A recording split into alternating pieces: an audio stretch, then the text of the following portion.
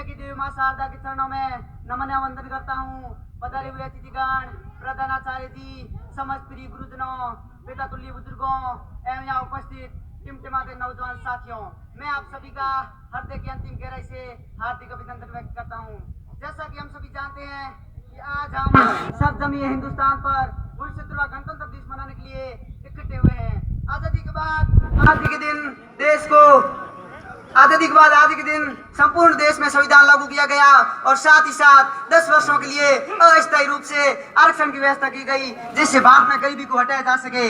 लेकिन यह अस्थायी जातिवादी आरक्षण धीरे धीरे स्थायी बन गया। गरीबी जाति देखकर नहीं आती तो फिर यह आरक्षण जाति के आधार पर क्यों बनाया गया है? आरक्षण आर्थिक स्थिति के आधार पर होना चाहिए।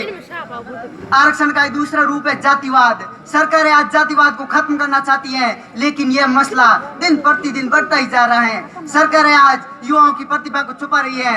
आरक्षण के नाम पर घोड़ों और गधों के बीच में रेस करवाई जा रही है, जिसमें घोड़े के पांव में जंजीर बांध रखी है और गधे को खुला छोड़ रखा है। प्यारे साथियों, अपना जज्बा कायम रखो हौसला, वो मंजर भी आएगा।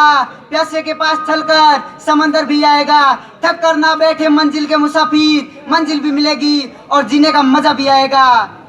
अगर आपने निश्चय कर लिया है कि आपको इस कठिन राह पर चलना है, अगर आपने सोच लिया है कि जलेबी की तरह उलझ गए हैं, तो फिर क्यों न चाशनी में डूबकर जिंदगी का मजा लिया जाए।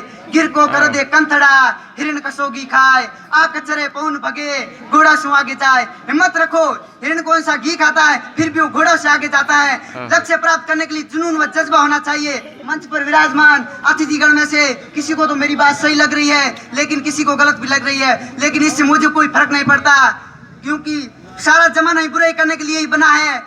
अपना तारीफ स्वयं करो, अपना वसूल खुद तय करो।